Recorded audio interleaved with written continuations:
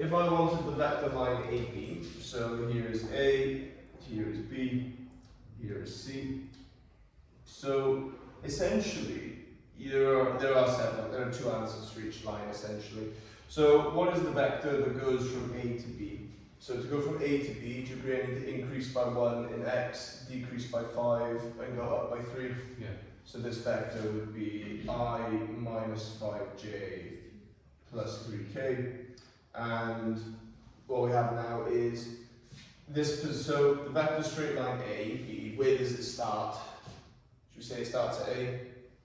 So the set of points, A, B, and it's R equals, so the starting point is 2I plus 5j minus k, and you agree that it would carry on along this line, right? That's the vector line.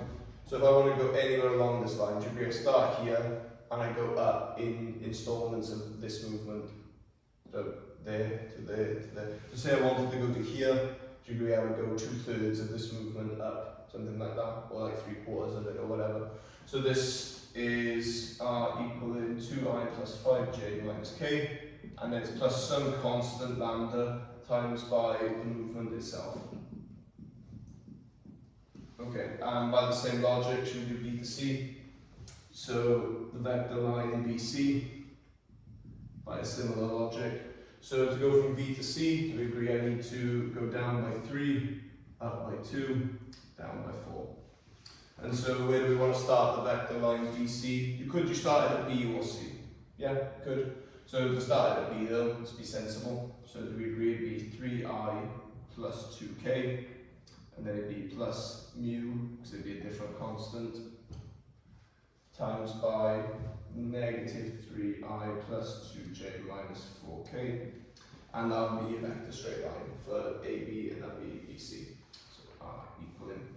Right then, so we're going to need to be able to use our vector straight line stuff. So, do any of you remember how we would find the angle between those two vectors?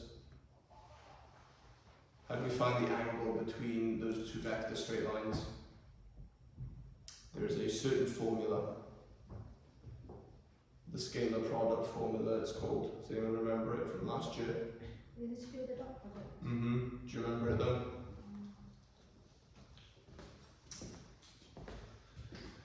So A dot B equals mod A mod B cos of theta. So my question is, what part of these do you use to find the angle between them? Do you use this part? Do you use this part? Do you use all of it? So what are A and B in this formula? They've got lengths. Do you get it vectors, right? You use this part for both of them, use the direction of it. Right, so let's find the angle between AB and BC. So the dot product of A and B would be 1 times negative 3 minus 5 times 2 minus 3 times 4. So this is negative 3, negative 10, negative 12, so negative 25. And then mod A is square root of 1 squared plus 5 squared plus 3 squared. So 25 plus 9 plus 10, so square root 35. Mod B is the square root of 3 squared plus 2 squared plus 4 squared. So that would be 9, 4, 13, and then 26, and then 16 on top, so 29. Okay, so by the scalar product formula, cos of theta is equal to negative 25 over the square root of 35 square root of 29. And you will need to be in degrees. Well, you don't have to be in degrees, but usually angle of deflection, it makes sense for it to be degrees. So negative 25 over square root of 35 divided by square root of 29. And then we take the cos inverse of that. So I get the angle between them to be 141.69 degrees. Okay, so I'm going to give you two vectors. I would like you to find the angle between them. Just show me you're happy with doing it. So I will say that A is equal to 3I plus j minus 2k. B is equal to I minus 2j plus 6k. can you please tell me the angle between those two vectors? So they are not vector straight lines, they're just vectors. So can you just tell me the angle between the two? With a vector straight line, you just use the vector part. The point being that this formula works for vectors only. So that was just easier because I'm just giving you the vectors.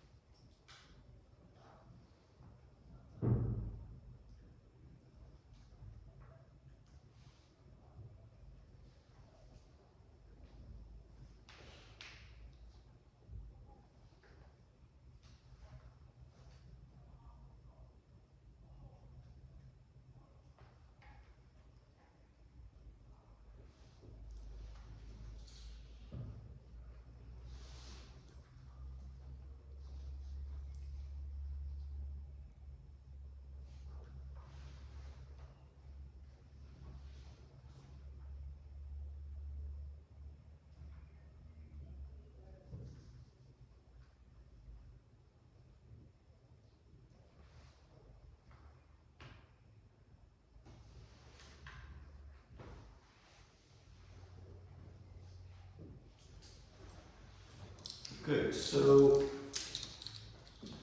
using the vector dot product, this is 3 times 1 plus 1 times -2 minus 12. So this is 3 minus 14, so minus 11, and then mod A is 3 squared plus 1 squared plus 2 squared. So this is square root 14, and then mod B would be square root of 1 squared plus 2 squared plus 6 squared. So square root of 41, so we have that cos of theta is equal to -11 over square root of 41 square root of 14. So theta equals cos inverse of that. What was it? -11 over the square root of 41 times 14. 117.33? Yeah. So the angle between those two is as so. Okay, so let's now take this back over to momentum. So obviously you've seen the two objects collide with velocity vectors, right?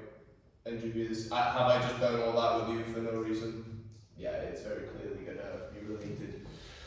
Okay, so what I'm going to ask you then is we're going to do a standard part A or part B, and then I'm going to ask you for the angle of deflection of one of them. So part A then, so A has mass, let's have 12 kilograms, B has mass,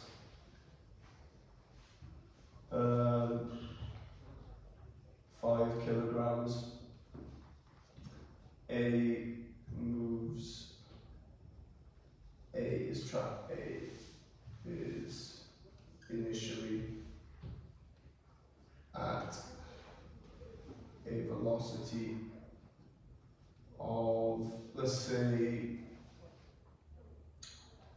4I plus 6J. B is initially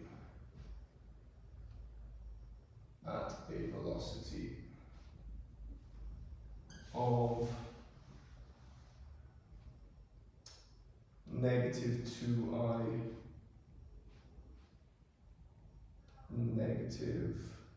-J. Yeah, and that should be fine. And I will tell you that the collision is elastic and such that the collision occurs parallel such that, sorry, such that the line of centres is parallel to x, parallel to I. So this is a horizontal collision. The line of centres is parallel to I. So can you please tell me just their final velocities?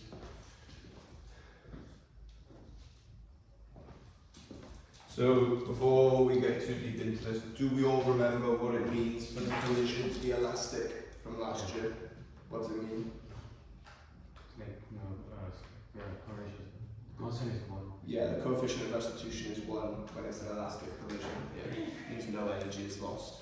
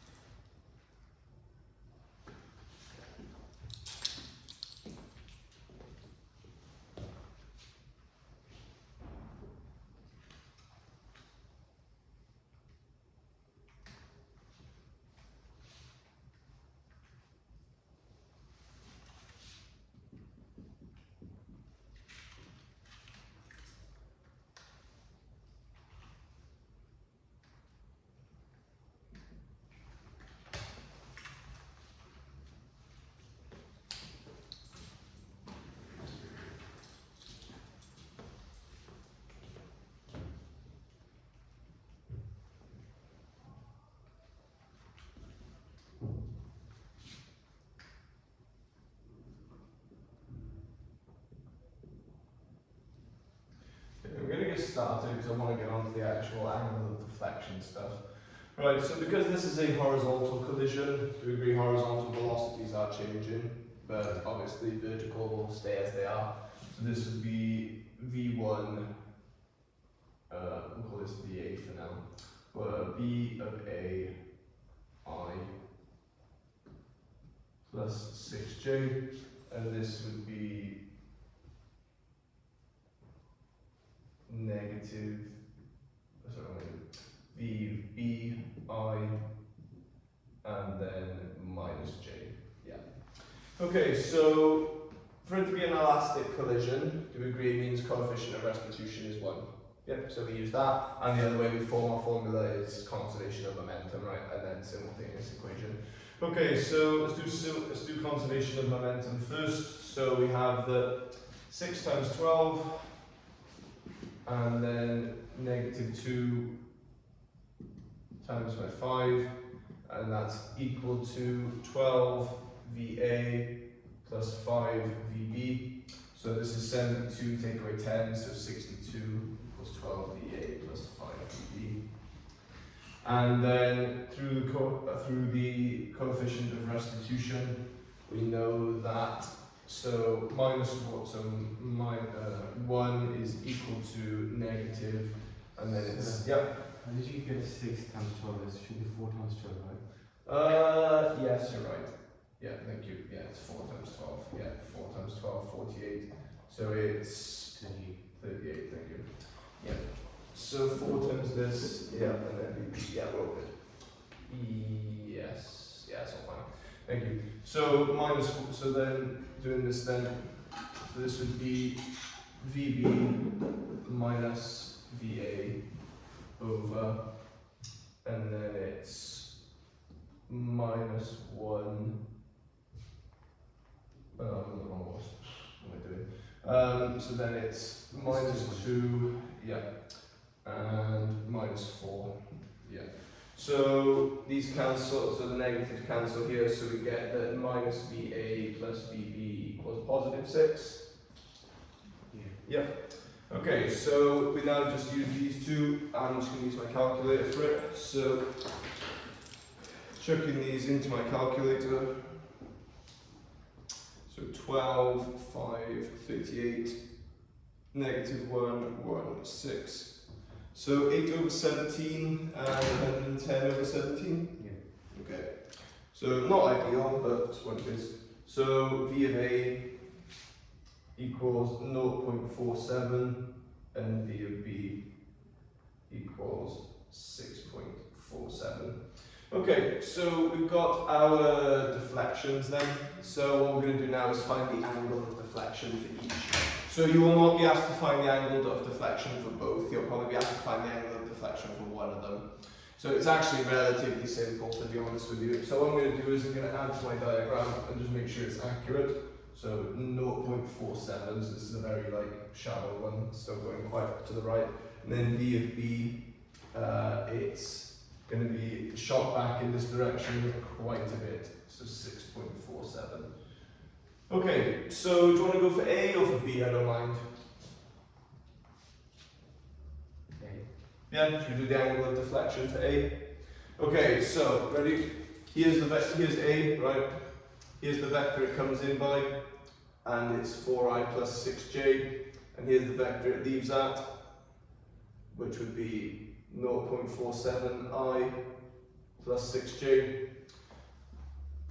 And what do we think? How do we find the angle of deflection, do you think?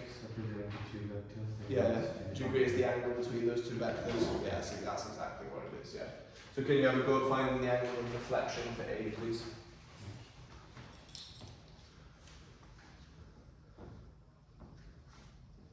So what I'll do as well is I'll draw the line of centres for the collision.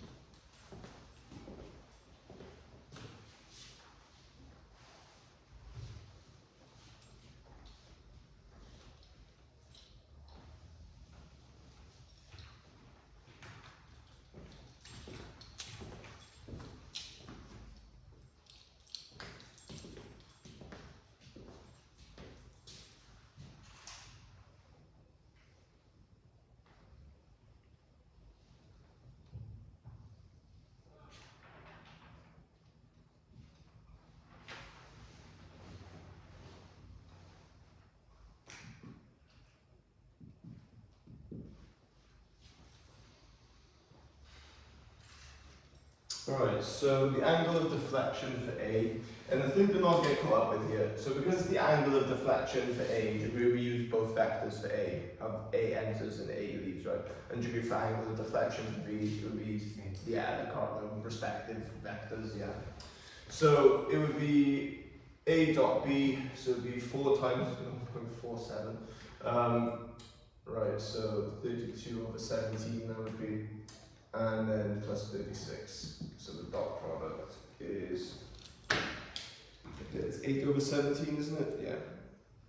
So 8 over 17 times 4 plus 36. So 37.88. 37.88, and you could give it an exact form, I don't really care to. So absolute value of A, so we'll call this one A. So 4 squared plus 6 squared, so 16 plus 36, so square root of 52, and this square root of B. So this would be over, if I take the, I can't take the over 17 out actually. So it would be the square root of 0.47 squared plus 6 squared. So 0.47, actually I'll just do 8 over 17, easy enough. Squared, and then plus 36, and then square rooted. So it's 6.018. Okay, so we have that the cos of theta is equal to 37.88 divided by 6.018 times by the square root of 52. So we have that theta equals 37.88 divided by answer times by square root of 52. So it's 0.87, and then cos inverse. So the angle of deflection was 29.21 degrees. Yeah. Okay, great. So that's how you do angle of deflection. Let's do impulse now then. So this wall, this object, is approaching a vertical wall. They have plenty of context, they can check this in. So it's approaching this vertical wall, this horizontal wall at this vector. So the wall exerts an impulse of 15 Newton seconds. Okay, so do you remember the formula for impulse from last year? Yeah. Yeah. So its impulse is equal to m delta v, or you can have f delta t. Obviously, we're using this one. So the impulse to this wall, so it gets here, and we agree the impulse that exerts is that way, right? I should be clear here, it would be negative 15 Newton seconds in this instance, right? Because the wall's not going to push it through it, it's going to project it and push it back that way, right? Okay, so it hits this, and then an impulse acts on it, pushing it this way. So do you agree what this results in is that type of movement, right? So like, imagine like a snooker table. So negative 15J is equal to m times by delta v. So v2 minus v1, and what is v1? 8i plus 2j. Okay, so we get that negative 15j plus 5v2 minus 40i plus 10j, and then you're just rearranging for v2. So 5v2 is equal to 25i minus 10j. Dividing by 5, we get the v2 will then be 5i minus 2j. Okay, and if we have a look at this, does it kind of make sense? So it goes here at this vector, the vector it gets deflected at is 5i and minus 2j. So 5 to the right and 2 down, so does that direction kind of make sense? Yeah. Okay, so from that then, what we need to do is we need to kind of look at things like the coefficient of restitution. So yeah. Is it not minus 8i and minus 2j because it's even minus 8i minus 2. Oh yeah, well I'm not. You're right. Thank you. So minus 2 minus 10 here. Thank you. So why, yeah, I don't know why I didn't do that. So 35 here, plus 10j, this is plus 2j. Okay, so essentially what my model now suggests is that it gets weakened and goes through the wall. The wall isn't strong enough, maybe the wall's made of paper, and it just goes through it. Not ideal, but you agree if you throw a, imagine you kick a football net really hard, and you kick it really hard, it does actually go through it, right? But you agree to a point the wall does resist. So it is not impractical. But yeah, so that's again just that's how you would deal with impulse effectively. So in a practical sense though, that's actually not what happens in our modelling. So if this were to deflect off the wall, generally speaking, if it's elastic, it would maintain momentum in a certain direction. So do you agree that this would be technically a vertical collision, right? Would you agree it would keep its horizontal speed? That's in practicality what you would have. So say this is moving with 5i plus 2j, it would come out with 5i and something else, j, effectively. So you would have to keep that in mind. I think at this point we're probably better off just having a go at a question now. So these can vary so much, like there's no end. These are probably the most varied question you will see. So what I'm going to do is I'm going to show you the diagram. So I thought I had that one there. Okay, so Ryan's playing a game of snooker, a horizontal table. This is from, I can't remember, 2019's paper for the maths unit 6. So Ryan is playing a game of snooker. The horizontal table is modelled as the horizontal xy plane, with the point O as the origin and unit vectors parallel to the x-axis and y-axis denoted by I and j respectively. All balls on the table have a common mass, m. The table and 4 sides called cushions are modelled as smooth surfaces, so there's no friction. The dimensions on the table in meters are shown in the diagram.